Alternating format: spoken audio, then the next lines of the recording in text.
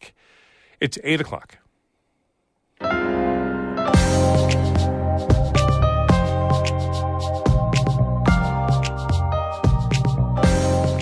Good morning. This is Northern Light for Friday, May 19th. I'm Todd Moe. Monica Sandreski has the day off.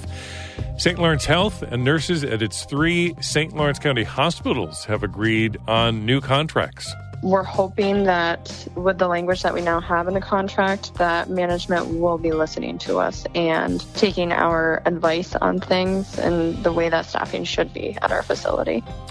John Warren checks outdoor trail conditions in the Adirondacks for this weekend. And if you're heading outside this spring and summer, a SUNY ESF tick expert has some advice. I will tuck my pants into my socks. Even when you do all that, I still do tick checks. I'm always checking myself. I tell people I know every mole on my body, and when something's new, it's a tick. As warmer weather approaches, we'll listen back to a paddle out to Schuyler Island on Lake Champlain. Also, we'll talk with the managing director at Pendragon Theatre in Saranac Lake as they kick off a summer of theater for all ages. All that's coming up on Northern Light. Stay tuned.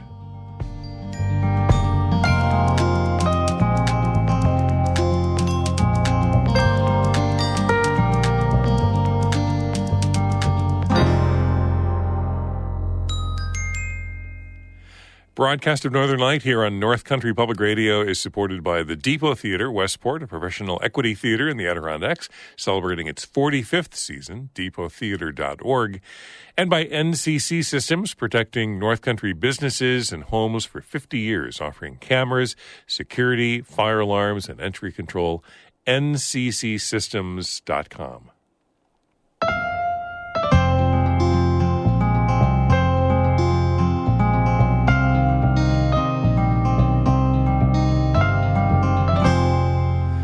This is Northern Light. I'm Todd Moe. St. Lawrence Health and nurses at its 3 St. Lawrence County hospitals have agreed on new contracts. Kara Chapman has more. Nurses at Messina, Canton Potsdam, and Gouverneur hospitals reached tentative agreements with the health system on May 10th. This week, they overwhelmingly approved the new contracts with unanimous votes from Messina and Gouverneur's nurses. Megan Pupor, an operating room nurse at Messina Hospital, says it felt like a breath of fresh air. We finally did it. We finally saw the finish line out of all of the hard work that we've been doing since the fall time, According to the New York State Nurses Association Union, which represents the nurses, the new 5-year contract increases salaries and lowers health insurance costs. St. Lawrence Health says it also ensures pay parity across all its hospitals and increased pay for evening, weekend, and on-call shifts. During the months-long collective bargaining process, safe staffing was a big sticking point. A nurse at Messina Hospital previously told NCPR that she didn't believe SLH was adhering to staffing ratios it had agreed to with New York State. SLH already has a safe staffing committee made up of employees and management. Pupor says the nurse's new contract requires the group to meet quarterly instead of just once a year. We're hoping that with the language that we now have in the contract, that management will be listening to us and taking our advice on things and the way that staffing should be at our facility. In a statement, SLH President Donna McGregor said agreeing on a 5-year contract was a, quote, unprecedented accomplishment. She said the goal from the beginning was to reach an agreement that, quote, ensures all patients receive the best possible care and nurses are treated fairly and can do their best work. Pupor says there's still work to do on safe staffing, but she's happy for victories on pay parity and health insurance. Even though she's a lifelong Messina resident, she had considered switching to travel nursing for better pay and benefits. But she kept thinking about how much she loves the community and the people she works with. And I just didn't want to have to leave, and this contract saved that. And I think that management is finally starting to invest in nurses, which I'm hoping will help with the staffing problem. Pupor says the contract will help not just with retention, but also recruitment of new nurses. She says that means SLH could grow in a good way, and the nurses want that as well. Kara Chapman, North Country Public Radio. The State Department of Labor said this week that it's requiring a Lewis County dairy farm to pay 2 of its workers $74,000 each in unpaid overtime wages. The 2 workers complained to the Labor Department after they were denied the overtime pay they had earned over a period of almost 2 years, from January 2020 to December 2021. The Department of Labor says the farm Hankor Holsteins in Casterland admitted to altering payroll records so they could avoid giving the two employees the overtime they had earned. The state only instituted overtime pay for farm workers in January 2020 with the Farm Laborers Fair Practices Act. The law says farm workers must be paid time and a half once they've worked 60 hours in a week. Most employees in New York State start earning overtime pay after just 40 hours. The state's wage theft hotline can be reached at 833-910-4378.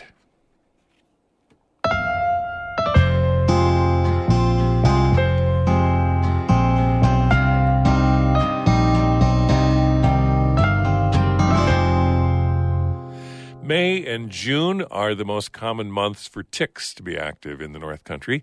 Our Adirondack reporter Emily Russell spoke with Brian Ledette, a professor who studies ticks and tick-borne disease at SUNY ESF in Syracuse. Lyme disease is the most common illness caused by ticks, but Ledette says there are others to be aware of this time of year.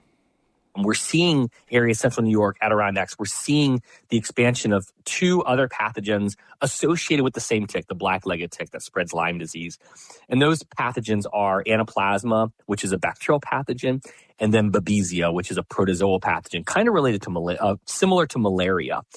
Spread by the same tick. You can even find ticks that have all three of these in one tick. So one bite, three diseases, right? Now, most of these diseases start out as a flu-like illness. And to get a flu-like illness in May is a little weird, right? It's COVID or it's probably a tick-borne disease if you've been out, hiking around.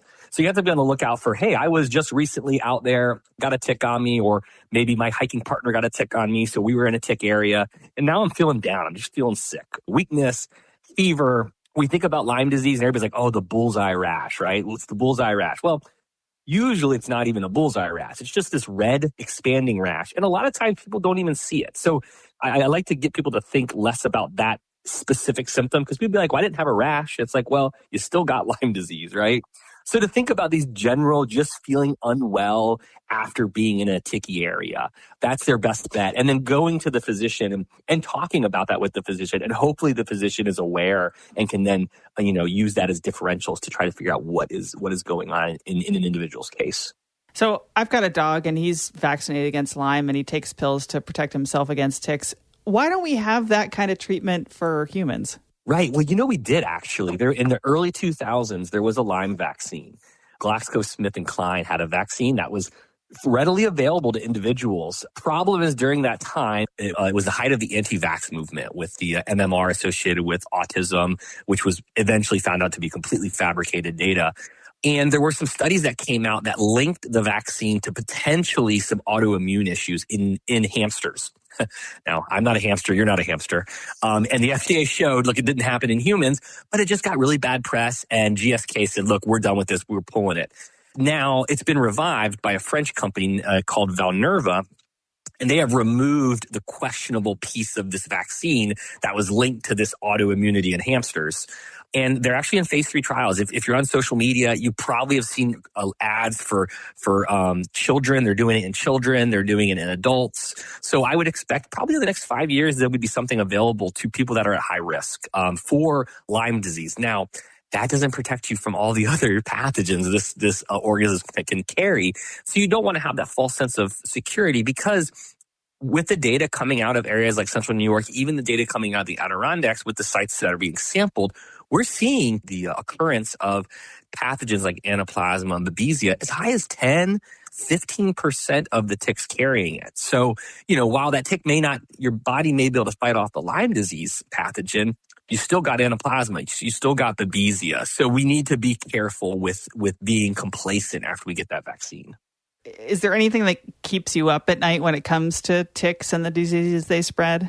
You know what keeps me up at night? Well, my kids. I'm terrified that my kids will get bit. And I've had a couple encounters in the yard. And I think about, one thing when you hear about Lyme disease, you hear about chronic Lyme disease or something known as post-treatment Lyme disease syndrome. And it's a real thing. We don't know what's causing it. There's probably a lot multifactorial causes towards it. Science is working on it. But what we do know is that people that get Lyme disease, 10 to 15% of them have persistent symptoms, similar to long COVID, right? And I think about my children because if you look at Lyme disease cases, there's two major groups of people that get Lyme disease. Children from 5 to 10 and older adults from 65 and up. And I don't want my child to get Lyme disease and live for the rest of their life with persistent symptoms. That's not cool, right? So that keeps me up at night. So I try to do my best to obviously protect my family, but protect my 5-year-old and my 2-year-old from getting bit. How do you balance, getting outside, enjoying nature, and protecting yourself and your family against ticks? I love going outside. I'm outside all the time and I don't get ticks. So prevention means are very effective. I think in the past probably 5 years, I've been at tick sites working and I've been bitten by one tick and I noticed it within 24 hours. It was a nymphal black-legged tick. I was terrified. I called my friend who's an infectious disease doctor and I got prescribed antibiotics because I was terrified because I knew that it probably was carrying the Lyme pathogen. So what do? Well, we are tick aware, right? My children know about ticks. I'm going to my kid's classroom in a couple weeks to teach his kindergarten class about ticks. Very basic things: how to identify a tick, where they are, how to protect yourself. And how do you protect yourself? That's the biggest thing, right? One thing I'm really vigilant at is using permethrin, which is a parasite. It kills the tick. If it doesn't repel, it kills the tick. It's a spray that you can buy at any sports store or any large department store. And it doesn't go on your skin, so follow instructions when you're applying this. You apply it to your clothes, and once it dries, it can sit there for a couple laundry cycles, and it's really good at killing ticks when they try to attach to you. When we're out there in an area where there's a lot of ticks or in habitat where I know there are a lot of ticks, I will tuck my pants into my socks. And people say, why do you do that? Well, it's because, again, going back to this idea, ticks don't fly, they don't fall off trees, they don't drop from branches, they're on little twigs and grasses and they attach to your socks, your pants, and they climb upward. And then obviously afterwards, even when you do all that, I still do tick checks. I'm always checking myself. I tell people I know every mole on my body, and when something's new, it's a tick. How do you get the tick off? Well, you don't burn it. You don't put Vaseline on it. You just take fine tip tweezers, grab right at the base of the skin and just pull directly out in slow motion. They'll pop out. As long as you get the majority of it out as soon as possible, within 24 hours, you really decrease your likelihood of disease transmission. And then I tell people to ultimately save that tick, because if you do get sick, go to the doctor with it and say, hey, doc, look, a week ago we were out hiking, at the Notch in Wilmington, and, we found this tick on my kid. I took it off. Now they're acting ill. That may help the doctor make a diagnosis for you or a loved one. SUNY ESF professor Brian Ledette speaking with Emily Russell. You can find more information about ticks at cdc.gov. And there's also a documentary about Lyme disease screening this weekend in Glens Falls. The Quiet Epidemic will be shown at 2 p.m. on Sunday at the Wood Theater in downtown Glens Falls, followed by a panel discussion with the filmmakers. Get more news all the time on our website at ncpr.org.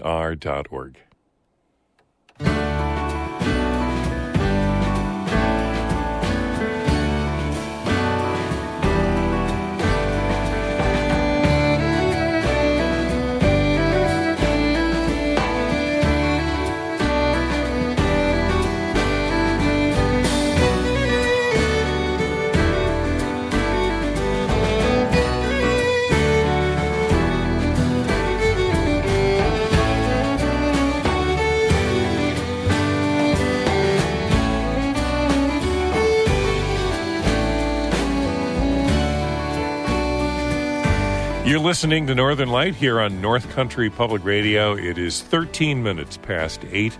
Good morning. I'm Todd Moe.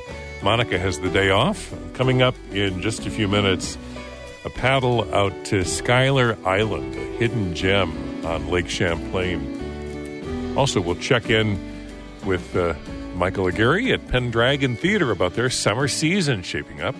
Those conversations, audio postcard, John Warren's outdoor conditions, all coming up. Stay tuned. This is music by the Buskers in Alexandria Bay.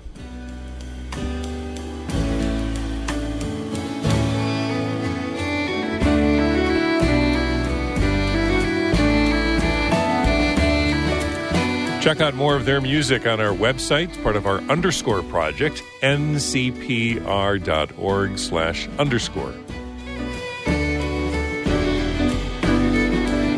Northern Light is supported by Barstow Subaru, Potsdam, committed to the safety and security of all-wheel drive. Details at barstowsubaru.com.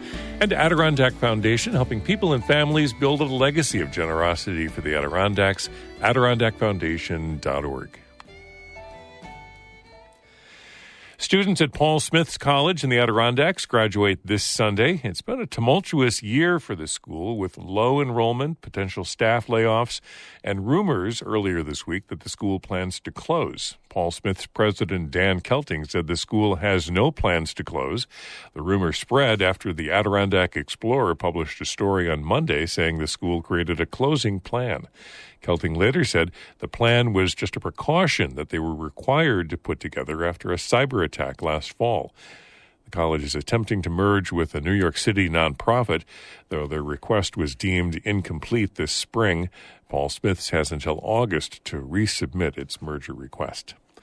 The Coast Guard unit responsible for the St. Lawrence River and eastern Lake Ontario wants to move its headquarters. The Marine Safety Detachment based in Messina consists of 10 officers. It's responsible for pollution response, marine casualty investigations, event permitting, ballast water reviews, and more. The Coast Guard says it wants to move the unit to Fort Drum near Watertown, where it would be closer to other military units. The Coast Guard says that would help with joint emergency responses and centralized responsibility. The unit is overseen by the Coast Guard office in Buffalo.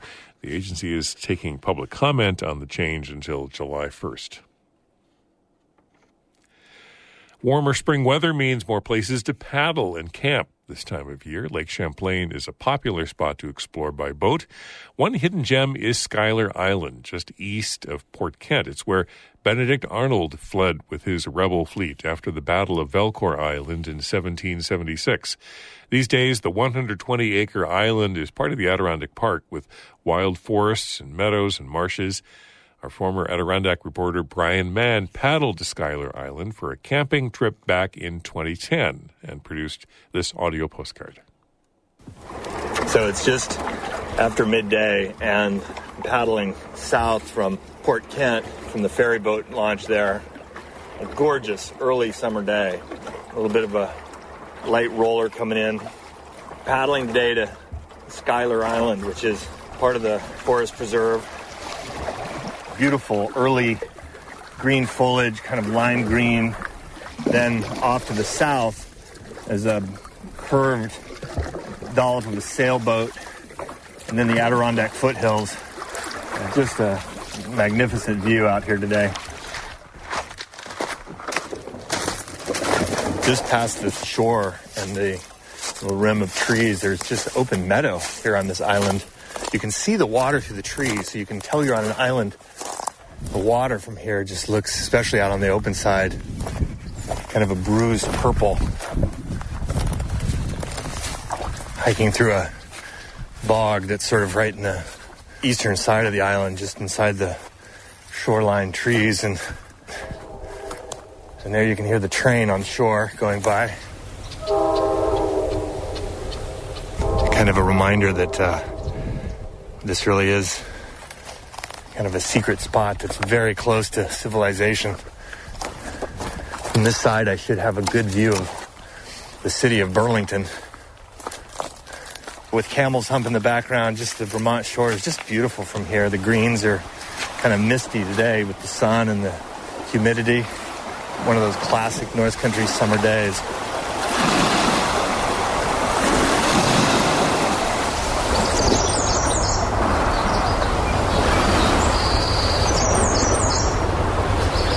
I'm coming up through the woods, and there's just this enormous meadow of ferns, knee-high, luminous green ferns, just fabulously beautiful.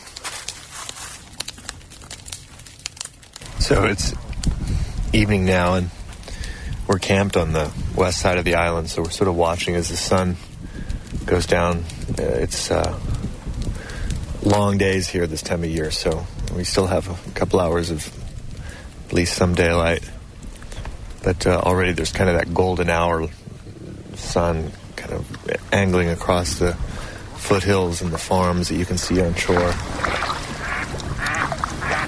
For North Country Public Radio, I'm Brian Mann on Schuyler Island on Lake Champlain. A postcard from our former Adirondack reporter Brian Mann, first aired in 2010.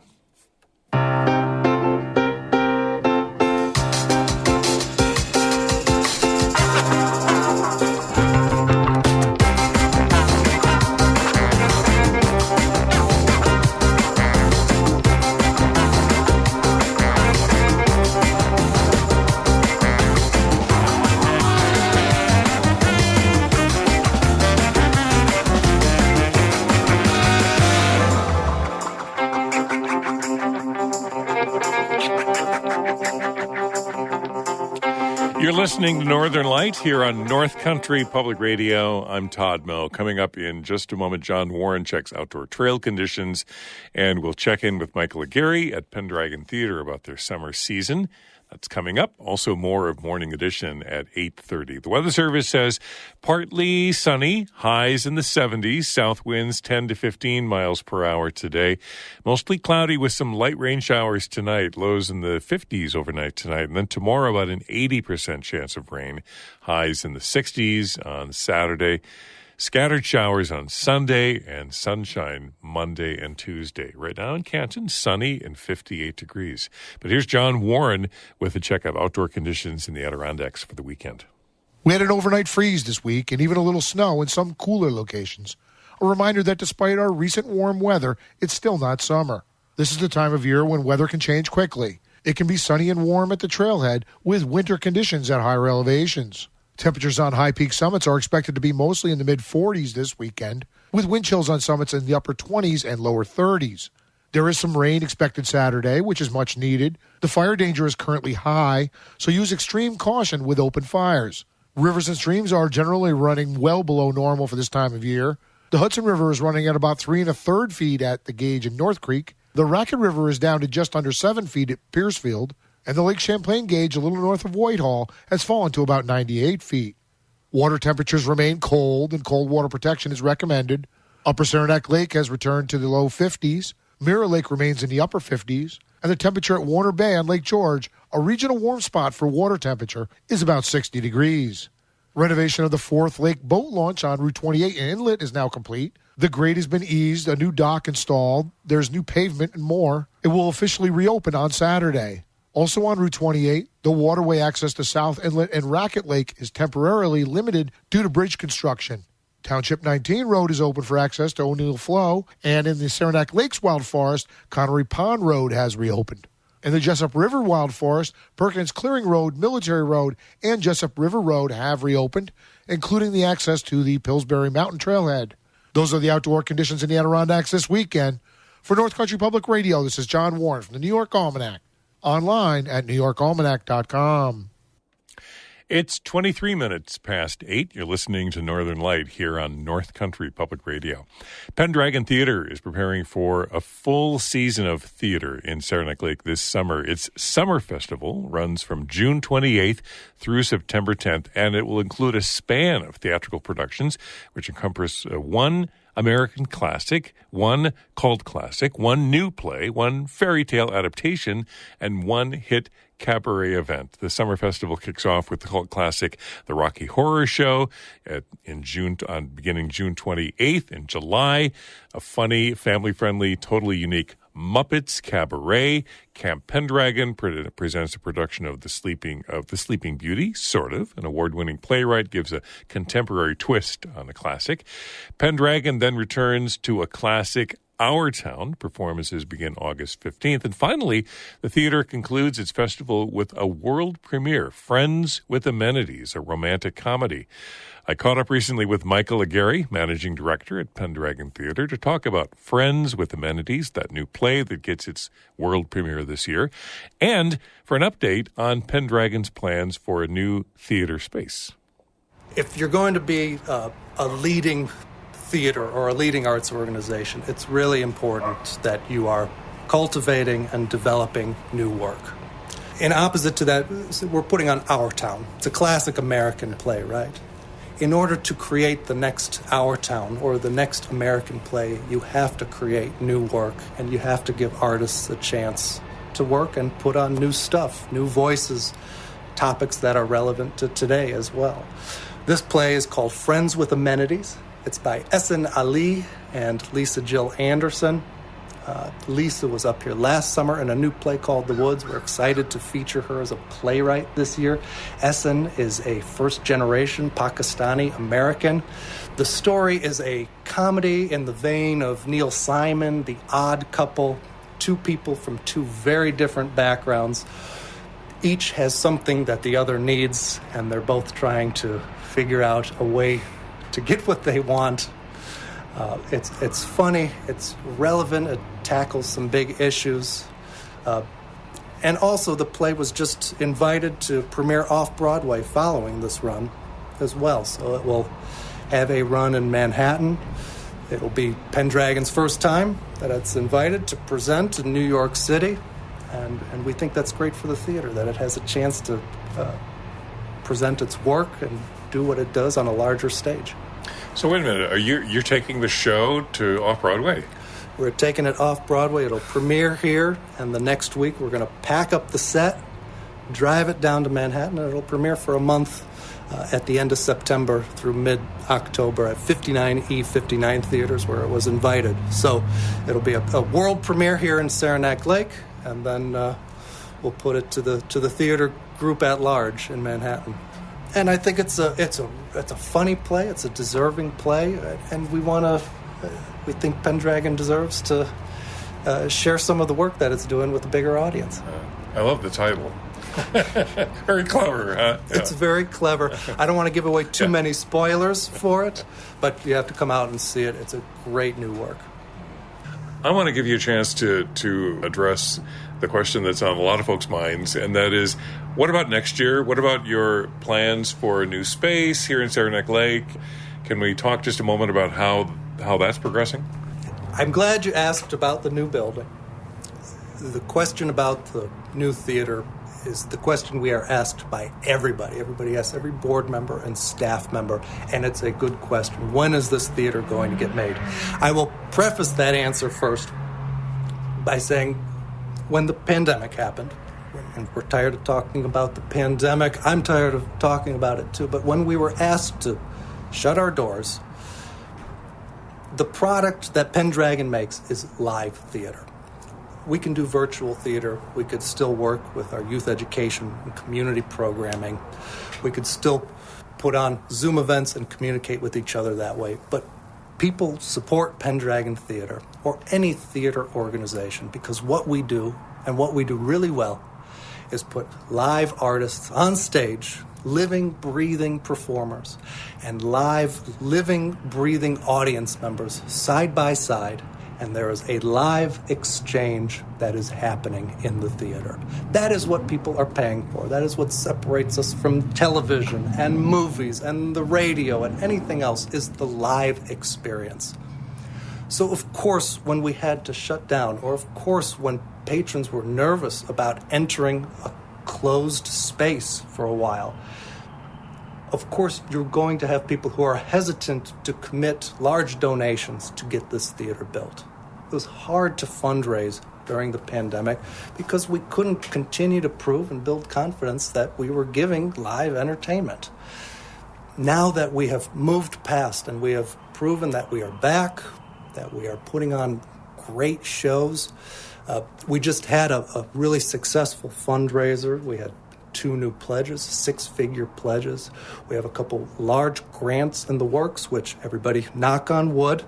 I can't speak too much about them at the moment, but hopefully they will be successful. If we're in the final design stage with our architects, where we are in the schematic design, we are putting every detail on the ground plan.